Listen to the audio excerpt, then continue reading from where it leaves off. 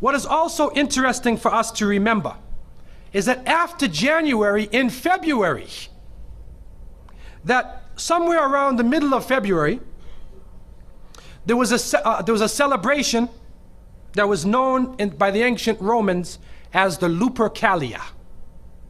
And the Lupercalia was a ceremony, and luper means wolf.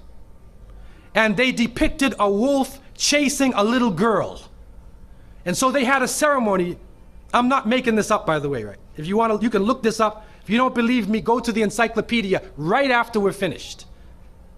A children's encyclopedia. Look up Valentine's Day, Easter, Christmas, and Halloween, and you'll find everything I'm talking about. Okay? You want to go deeper into it, go on the internet. Okay? And you look up the pagan roots of all of these holidays. And so the Lupercalia was the celebration of the wolf. And the authorities there would gather together young people, and they would put their names into a box, men and women, and they would take out the names, and whoever was your partner, whoever you picked, whatever name you picked, was your partner for the day, and all types of sexual activity went on during that day. They were totally out of control. That is the Lupercalia. That's what it really means. Okay?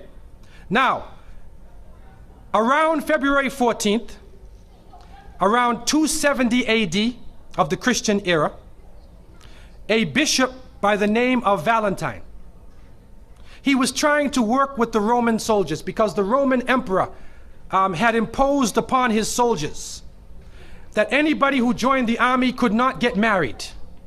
Because if you got married, you're thinking about your wife all the time, and you're a useless soldier. But the soldiers wanted to get married, so St. Valentine worked with them, and he was captured by the Roman emperor, he was imprisoned, and he was beheaded. And so a legend formed around St. Valentine's Day. In one case, it said he even helped a blind young girl. He was trying to help her get married. And so she wrote a note, and it was found in his jail cell, "To my Valentine." And so from that date, somebody making that compromise brought together the two streams. And so now you have Valentine's Day. So on that occasion, and it's in the school system, if Muslims are sending their children to school, you got a problem on Valentine's Day. Because they make them do Valentine's cards. In some cases, it becomes mandatory in some classes. Now they even have in Canada, I don't know about here, you can buy a Valentine's Day card. Somebody will come and sing, or somebody will bring food, and they make it very lavish.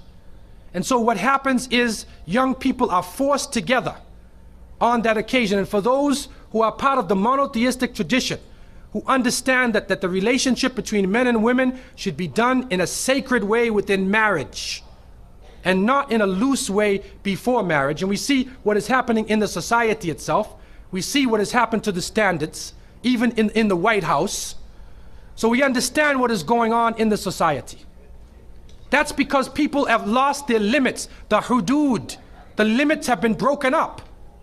And so those who are maintaining the limits in the monotheistic religions, and in those people of consciousness, recognize that St. Valentine's Day is really part of a pagan holiday where people are carrying out the so-called wishes of Venus or Aphrodite, their little son called Cupid. And he shoots you with an arrow. You know that story? He shoots you with an arrow and you fall hopelessly in love. And some Muslims say, I want to get married, I'm in love. You're in love? What is love, man?